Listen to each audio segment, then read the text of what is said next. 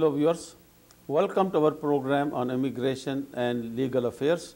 I am your immigration attorney, Michael Phulwani, and once again, we have with us attorney David Nachman. Thank you, Michael. Nachman, welcome. Thank you so much. Now, one of the common questions that come from people all the time, person is a citizen, he's going to India or Pakistan or some other country to get married, and he wants to bring the wife right away. And he said, I have heard so many things, fiancé visa, can I bring that girl on a fiancé visa here and then get married to her? I have also heard about a K3 visa, which is a temporary visa for husbands and wives. Is that faster than getting a green card? Or shall I get married and straight away go file an I-130 petition for the wife? What do you say, Mr. Nachman? Well, what's the best advice you can give? Obviously, there's no magic that you're going to get married and next day go into the flight. That's not going to happen. Not only is there no magic, Michael, I think you would agree with me that you really have to analyze each case separately because everyone has particular needs in the way that their cases are handled. Yeah. And I always have a person who will call me up and say, I need to do a K3, or I need to do a fiancé visa, or I need to do this. And I say, well, why do you think you need that? And I try to drill down the issues with them. And it really, again, it all is very specific to what the particular needs are, right, where the person is located, what their timing is, whether they're going to be possibly getting in maybe a civil ceremony in the United States, a religious ceremony in India. It all depends upon the needs. The first question I ask, where do you want to get married? He said, I want to get married in India. I say, forget about the K1, because K1 is only when the marriage is going to take place in the United States. Then people ask a question about a K3 visa. I say, practically speaking, it's no sense at all. These days, if you get married and you file a petition, I-130, probably in the 4 or 5 months, the petition gets approved. The entire processing is completed in about maybe 9, 10, 11 months. Right. So question is, what is the purpose of K3? You have to file I-130 anyway. Additionally, you have to file a K3 petition. K3 petition is taking 4 or 5 months, about the same time. The only reason that I found the K3 to be useful, Michael, is that when we have a situation where clearly the individual who is going to be the sponsor can't support, the K3 doesn't have an I-864 requirement. There's no affidavit of support that needs to be filled out with the K3. There is with the other procedures. So with when you're doing the green card either in the United States or abroad. There could be an exception, but generally speaking, if a person comes directly, same amount of time approximately, not saving. Right, the timing is the same. The wife comes directly as an immigrant. Her meter for citizenship 3 years start from the day she arrives. On a K3 again is a temporary visa. So you have to come on a K3, then again apply for a green card here. That may take few months. And then when you get a green card, it's a lot of money, expenses, fees, lawyer, and then also your citizenship is delayed. It doesn't serve a useful purpose. Well, and they also save a little bit of the fee because they don't have to file an I-130. When the K3 is done, they file the adjustment based on the K3. So there's a little bit of a savings there, but it's not much. It's not much. Yeah. No, I'm saying, see, the other thing that I tell you is that on a K1 visas, American consuls in India especially are very reluctant. Most of the cases are put in investigation, and it is valid only for 120 days, the K1 petition. Now, the consul has a discretion to get it extended, but I have seen whenever they have any issue, they simply do not want to go into the facts. They keep quiet, keep delay, 120 days, say, sorry, your petition is expired.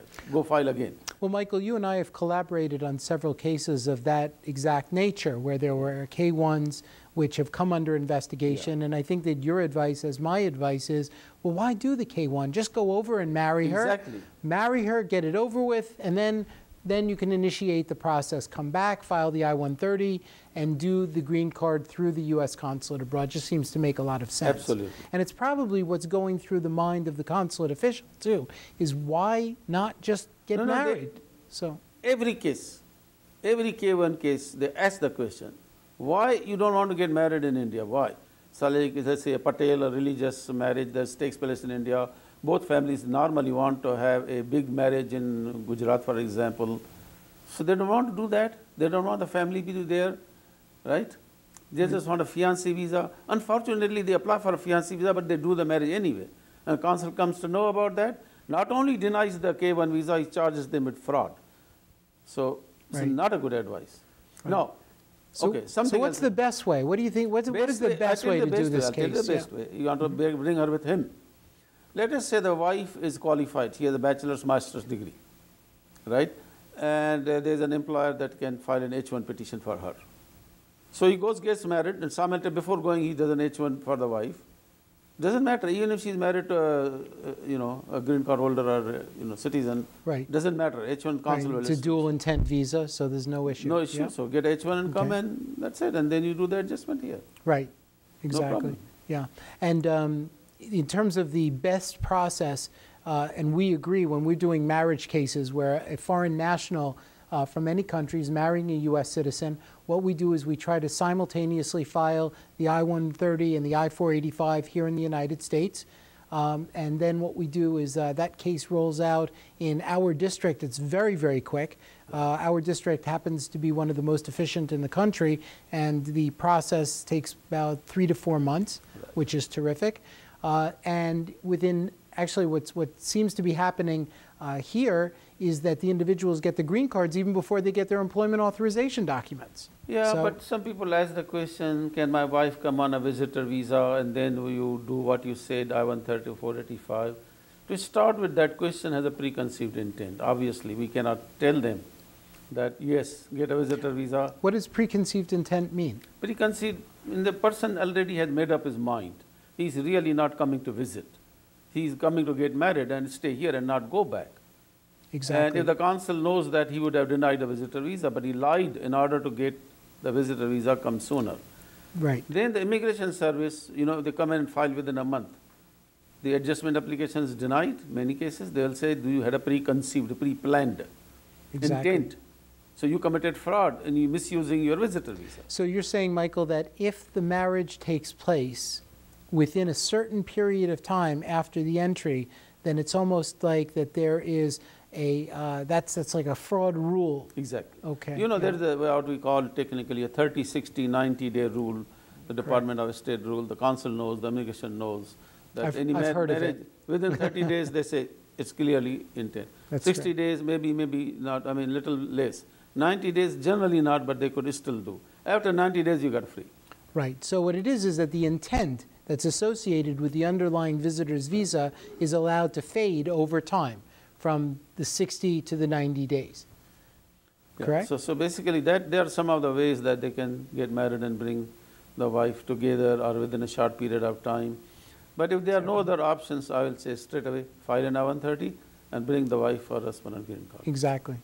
Exactly. I think this is a good time for us to take a short break, Michael. Yeah, And I then- think we have many more things to talk about, but let us take a short break. And right after the break, we'll come back and discuss further on similar kind of situations or more issues. So stay tuned. We will be back.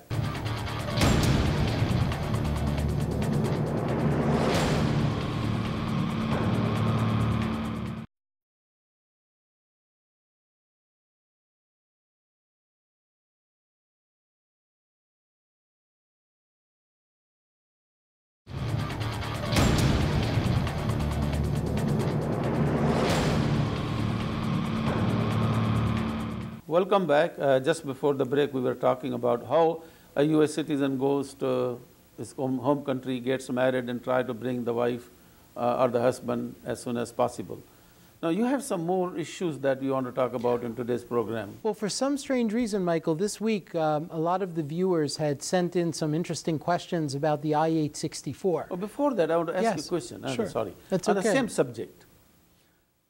Visa waiver countries. People come from Great Britain, some other countries. They don't need a visitor visa. They just have 90 days to come. That's right. They can only stay admitted for 90 days. Now, Yeah. that person comes and gets married to a U.S. citizen.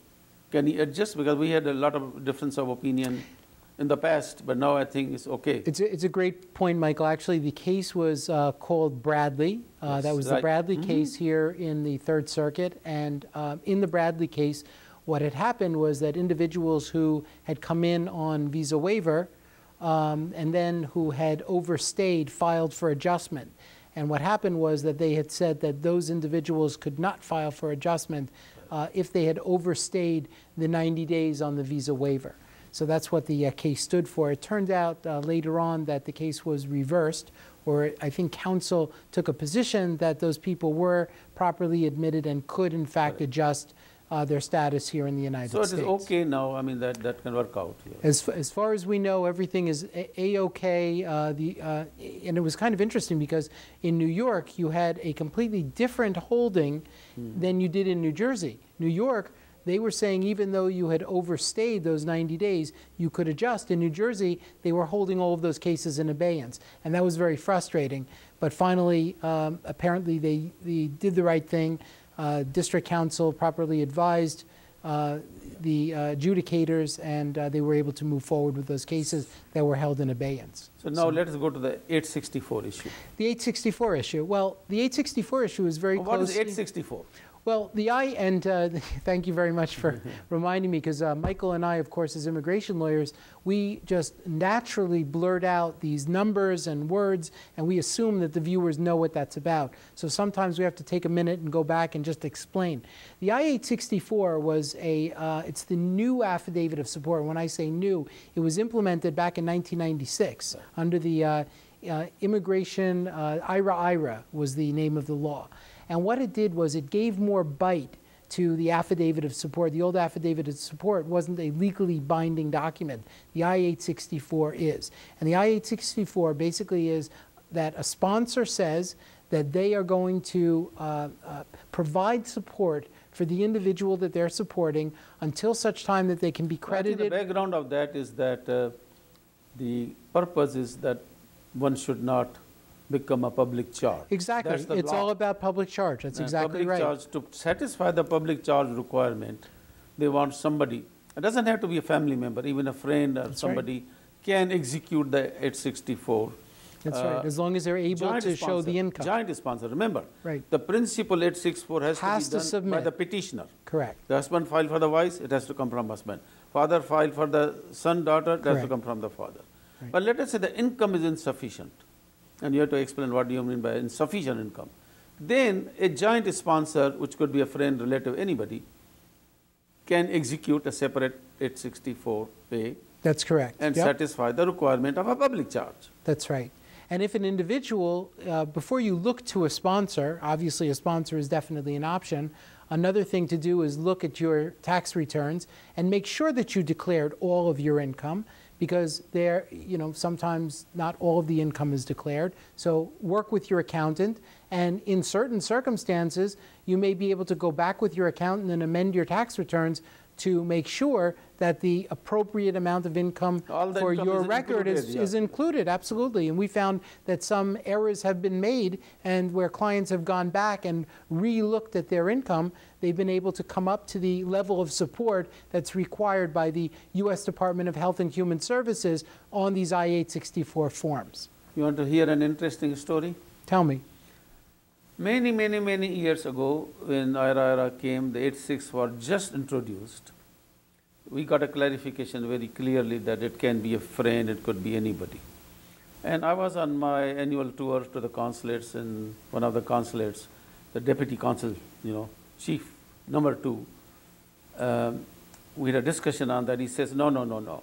It has to be a family member, qualifying family member. I said, no. That is not true, because if you go through the regulations, I know the regulations. I kept quiet. But then when I came back and there was an article, I just sent an article to him. And of course, he must have read and realized that. So it was so new that many consular posts, consular officers did not know that. They were interpreting in all different ways. And I remember in one of the meetings that I had at the American consul a long time ago, the chief requested me in a lunchtime to come in and maybe we can talk to at a luncheon with all the consular officers, what that was, what are the requirements, and how some of the things work. So for all of your years of practice, Michael, same as me, and I don't have as many as you do, of course, but it's funny how we spend so much time educating the government officials about what the rules are. And it's obvious that, with so many rules, so many layers of complexity that there are out there, it can't possibly be that the officers know everything. Right. So we spend a great deal of our time educating them through a form of advocacy. That's what immigration lawyers do. We advocate for the positions of our clients and hopefully explain to the officers why our clients' cases should be adjudicated favorably. Okay. Right? Let's move on to a different subject. Sure. Let's talk about labor certifications, Michael. One of the interesting inquiries that we got this week, we had an individual who had a labor certification, was done as an EB3 classification, and then he had asked whether or not he can file an EB2 classification. He now had 5 years, he had a bachelor's equivalency plus 5 years of experience, So which why is would the you want to do equivalent to. that? So why would you want to change? Well, Michael, as you pointed out in the last program last week, that the priority dates for EB2 cases are more accelerated than EB3 cases. So it might make sense to try to do an EB2 case. So we had advised him that's not a problem, you can do it, but you can't do it in the same occupational classification. David, it has to be in a different we'll take a occupational short classification. break, and right after the break, we'll come back and discuss a little more on the this issue of 864s. Sounds great. And stay tuned, we'll be back.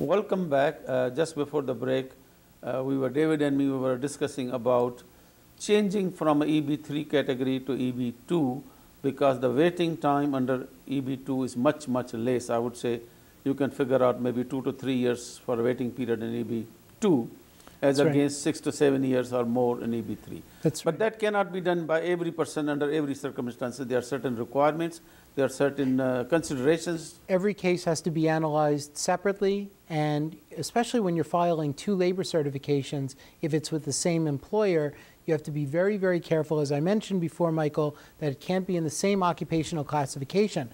But something that is overlooked a lot is that you can have 16 labor certifications going, because what it is, and of course, there's a financial price tag that's associated with that, but remember what the green card is about. It's prospective in nature. It doesn't have to do with what's going on for the individual in the here and now.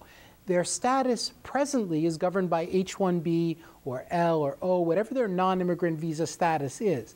However, for the future, they could have labor certifications that are going by Company A in New York, Company B in Florida, Company C in California, Company D in Alaska. So they could have many, many labor certifications going, and it's about the prospective opportunity to work when they have their green card. But wouldn't many labor certifications may need many I-140s? That's correct. Many I-140s. And we also want to point out to our viewing audience that when those labor certifications are approved, they have to file the I-140s. Right. And then when the I-140 is, then when the next I-140 gets approved, they can recapture the earlier priority date. Right. So that's something else to keep in mind. I mean, that is just a theoretical 17, 16. But I would say definitely 2 is the right thing to do. If Exactly. you have one more going on, so that if there's a problem in one, at least you can go to 2 or priority date or whatever. Exactly, but another advantage of having the 2 going, Michael, as you rightfully know, is if you have an individual who's coming up on their 5th year of H-1B, then they're taking big chances on that one labor certification, because in order to get those 1-year incremental extensions under AC 21 for that H-1B, they're going to be relying upon